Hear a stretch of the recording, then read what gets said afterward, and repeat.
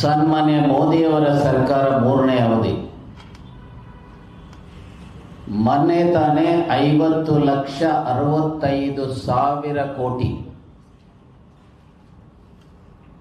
ಆಯವ್ಯಯವನ್ನು ಮಂಡನೆ ಮಾಡಿದ್ದಾರೆ. ಆ ಆಯವ್ಯಯದಲ್ಲಿ ಸಮಾಜದಲ್ಲಿ ತುಳಿತಕ್ಕೆ ಸಿಕ್ಕಿರತಕ್ಕಂಥ ಕೃಷಿಕರಿಗಾಗಲಿ ಕೃಷಿ ಕಾರ್ಮಿಕರಿಗಾಗಲಿ SC ST OBC ಇನ್ನಿತರ ವೀಕರ್ ಸೆಕ್ಷನ್ಸ್ನ ಆರ್ಥಿಕ ಪರಿಸ್ಥಿತಿಯನ್ನು ಉತ್ತಮಗೊಳಿಸ್ತಕ್ಕಂಥ ಯಾವುದೇ ವಿಧವಾದಂಥ ಪರಿಣಾಮಕಾರಿಯಾದಂಥ ಕ್ರಮಗಳನ್ನು ತೆಗೆದುಕೊಂಡಿಲ್ಲ. ಅದರ ಪರಿಣಾಮ ಇವತ್ತು ಸಮಾಜದಲ್ಲಿರುವಂಥ ಬಹಳಷ್ಟು ಜನ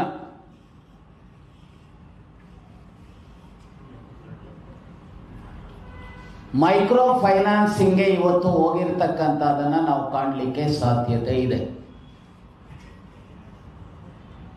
ಮೈಕ್ರೋ ಫೈನಾನ್ಸಿಂಗ್ ಏಜೆನ್ಸೀಸ್ ಅಲ್ಲಿ, ಇನ್ಸ್ಟಿಟ್ಯೂಷನ್ಸ್ ಅಲ್ಲಿ, ಇಂಡಿವಿಜುವಲ್ ವ್ಯಕ್ತಿಗಳಲ್ಲಿ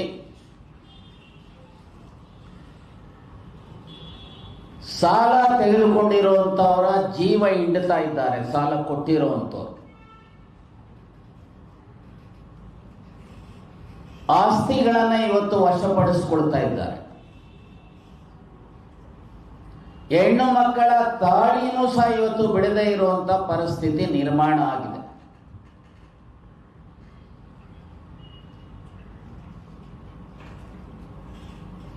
ಇವತ್ತು ದೇಶದಲ್ಲಿ ಈ ಪರಿಸ್ಥಿತಿ, ಇಂಥ ಪರಿಸ್ಥಿತಿಗಳನ್ನು ಅರ್ಥ ಮಾಡಿಕೊಂಡು ಸಮಾಜದ ಕಟ್ಟಕಡೆಯ ಬಡವನು ಯಾರಿದ್ದಾರೆ ಅವರ ಬದುಕಿಗೆ ಆಶ್ರಯವನ್ನು ನೀಡತಕ್ಕಂಥದಕ್ಕೆ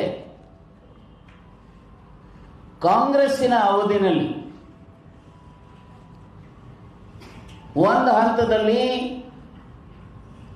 ಸನ್ಮಾನ್ಯ ಜನಾರ್ದನ್ ಪೂಜಾರಿ ಅವರು ಫೈನಾನ್ಸ್ ಮಿನಿಸ್ಟರ್ ಆಗಿದ್ದಾಗ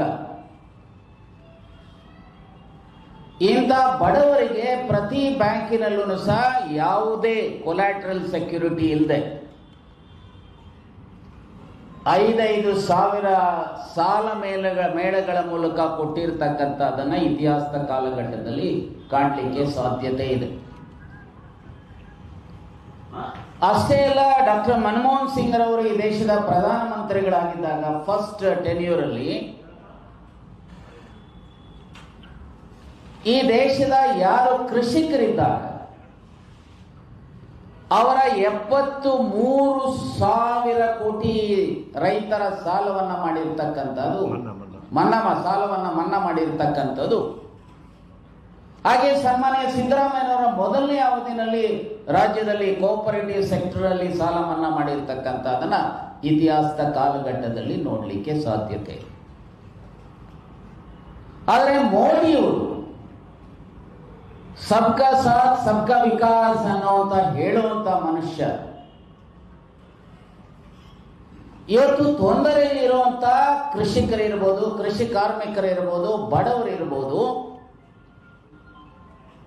ಇವರ ಬದುಕಿಗೆ ಯಾವುದೇ ಆಶ್ರಯ ನೀಡದೇ ಇರತಕ್ಕಂಥ ಹಿನ್ನೆಲೆಯಲ್ಲಿ ಇವತ್ತು ಸಾಲಗಾರರಾಗಿದ್ದಾರೆ.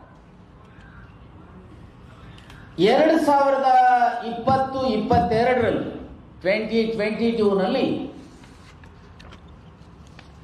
ರಿಸರ್ವ್ ಬ್ಯಾಂಕ್ ಆಫ್ ಇಂಡಿಯಾ ಈ ಮೈಕ್ರೋ ಫೈನಾನ್ಸಿಂಗ್ ಡೈರೆಕ್ಷನ್ಸ್ ಅನ್ನ ಇಶ್ಯೂ ಮಾಡಿದ್ದಾರೆ. ಈ ಮೈಕ್ರೋ ಫೈನಾನ್ಸಿಂಗ್ ಡೈರೆಕ್ಷನ್ಸ್ ಪ್ರಕಾರ ಯಾರಿಗೆ ಸುಮಾರು 3 ಲಕ್ಷ ಇನ್ಕಮ್ ಇರುತ್ತೆ ಆನ್ಯುಯಲ್, ಅಂದ್ರೆ ತಿಂಗಳಿಗೆ 25,000 ರೂಪಾಯಿ ಇರತಕ್ಕಂಥವ್ರು, ಅದರಲ್ಲಿ 50% ಮ್ಯಾಕ್ಸಿಮಮ್ 2 lakhs ಅನ್ನ ಲೋನ್ ಅನ್ನ ತೆಗೆದುಕೊಳ್ಳಿಕ್ಕೆ ಈ reserve bank of India guidelines ಅನ್ನ 14th ಮಾರ್ಚ್ 2022 ನಲ್ಲಿ ಇಶ್ಯೂ ಮಾಡ್ತಾರೆ. ಇರಬೇಕಾದ್ರೂ ಇವತ್ತು ನಮ್ಮ ರಾಜ್ಯದಲ್ಲಿ ಸುಮಾರು ರಾಜ್ಯ ಸರ್ಕಾರದ ಮಾಹಿತಿಗಳ ಪ್ರಕಾರ ಪ್ರಕಾರ ರಿಜಿಸ್ಟರ್ ಆಗಿರುವಂತ ಏಜೆನ್ಸೀಸ್ ಯಾವಿದ್ದಾವೆ ಅಂತಂದ್ರೆ ಸುಮಾರು 200 ಏಜೆನ್ಸೀಸ್ ಈ ಡೈರೆಕ್ಷನ್ಸ್ ಪ್ರಕಾರ ಇರತಕ್ಕಂಥದ್ದು ರಾಜ್ಯದಲ್ಲಿ ಇದ್ದಾವೆ. ರೆಗ್ಯುಲೇಟೆಡ್ ಎಂಟಿಟೀಸ್ ಅಂತ ಹೇಳ್ತಾರೆ. ಅದು ಅರೌಂಡ್ 200 ಪ್ಲಸ್ ಆರ್ ಮೈನಸ್ ಇರತಕ್ಕಂಥದ್ದು ರಾಜ್ಯದಲ್ಲಿ ಇದ್ದಾವೆ. ಅಷ್ಟಲ್ಲದೆ ಸುಮಾರು 1,000 ಕೋಆಪರೇಟಿವ್ ಇನ್ಸ್ಟಿಟ್ಯೂಷನ್ಸ್ ಇದ್ದಾವೆ. ಲೋಕಲ್ ಕಾನೂನಲ್ಲಿ ರಿಜಿಸ್ಟರ್ ಆಗಿರುವಂಥದ್ದು 1,000ಕ್ಕೂ ಹೆಚ್ಚು ಕಡಿಮೆ, 1,000 ಜಾಸ್ತಿ ಏನೋ, ಒಂದು 100-200 ಜಾಸ್ತಿ ಇರ್ಬೋದು. ಹಾಗೆ ಸುಮಾರು 1,000 ಲಕ್ಷ 10,000 ಕೋಟಿಯಷ್ಟು ಇವತ್ತು ರಾಜ್ಯದ ಈ ಸಾಲ ವಹಿವಾಟಿನಲ್ಲಿ ಇರುವಂತ ಹಣ. ಇದರಲ್ಲಿ ಸುಮಾರು 60,000 ಕೋಟಿಯಷ್ಟು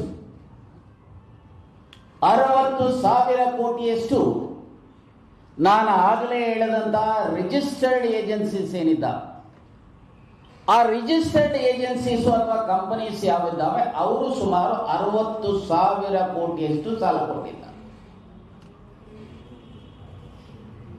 ಯಾವುದೇ ಕಾನೂನಿನ ಅಥಾರಿಟಿ ಇಲ್ಲದೆ ಅನ್ರಿಜಿಸ್ಟರ್ಡ್ ಏಜೆನ್ಸೀಸ್, ಇಂಡಿವಿಜುವಲ್ಸ್ ಇರ್ಬೋದು, ಗ್ರೂಪ್ಸ್ ಇರ್ಬೋದು, ಅವರು ಇನ್ನು ಸುಮಾರು 50,000 ರಿಂದ 60,000 ಕೋಟಿ ಇವತ್ತು ಸಾಲ ಇದೆ. ಇವತ್ತು ಈಗಾಗಲೇ ಅನ್ರಿಜಿಸ್ಟರ್ಡ್, ರಿಜಿಸ್ಟರ್ಡ್ ಎಲ್ಲ ರೀತಿಯ ಮಾಲ್ ಪ್ರಾಕ್ಟೀಸಸ್, ಎಲ್ಲ ರೀತಿಯ ಥ್ರೆಟ್ಸ್, ಎಲ್ಲ ರೀತಿಯ ತೊಂದರೆಗಳನ್ನು ಕೊಡ್ತಕ್ಕಂಥ ಹಿನ್ನೆಲೆಯಲ್ಲಿ ಅನೇಕರು ಆತ್ಮಹತ್ಯೆಗಳನ್ನು ಮಾಡಿಕೊಳ್ತಾ ಇದ್ದಾರೆ.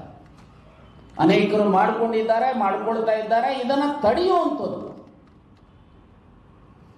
ಸಂವಿಧಾನದ article 21, right to life and liberty is a fundamental right. ಜನರ ಜೀವನವನ್ನು ರಕ್ಷಣೆ ಮಾಡತಕ್ಕಂಥ ಜವಾಬ್ದಾರಿ ಸರ್ಕಾರಗಳ ಕೆಲಸ ಇದೆ, ಕೇಂದ್ರ ಮತ್ತು ರಾಜ್ಯ ಸರ್ಕಾರಗಳ ಕೆಲಸ ಇದೆ. ಸೊ ಹಾಗಾಗಿ ನಾನು ಈ ಸಂದರ್ಭದಲ್ಲಿ ಇಷ್ಟೇ ಹೇಳಿಕೆ ಬಯಸ್ತೇನೆ. ಸನ್ಮಾನ್ಯ ಗವರ್ನರ್ ಅವರು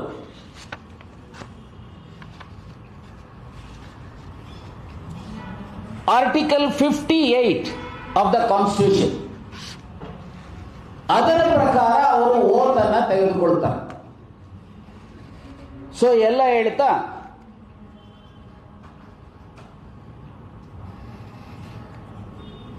ಅವರು ಏನು ಹೇಳ್ತಾರೆ, and I will to the best of my ability preserve, protect and defend the constitution and the law, and that I will devote myself to the service and well-being of the people of Karnataka ಅಂತ ಹೇಳಿ ಓತನ್ನ ತೆಗೆದುಕೊಂಡಿದ್ದಾರೆ. So ಬಹುಶಃ ಇವರು ರಾಜ್ಯಪಾಲರು ಅವರಿಗೇನಾದರೂ ಸಂವಿಧಾನದ ಬಗ್ಗೆ ಸ್ವಲ್ಪನಾದರೂ ಸಹ ಗೌರವ ಇದ್ದರೆ ಸಂವಿಧಾನದ ಆಶಯಗಳನ್ನು ಅವರು ಅರ್ಥ ಮಾಡ್ಕೋಬೇಕಾಗಿತ್ತು.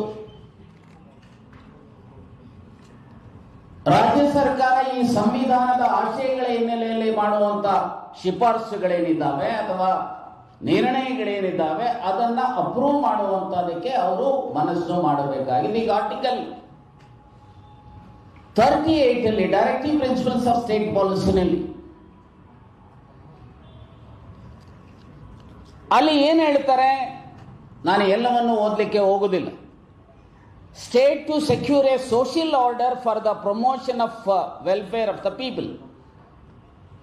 The state shall strive to promote the welfare of the people by securing and protecting as effectively as it may a social order in which justice, social, economic and political shall inform all the institutions of the national life ಅಂತ ಹೇಳಿದ್ದಾರೆ.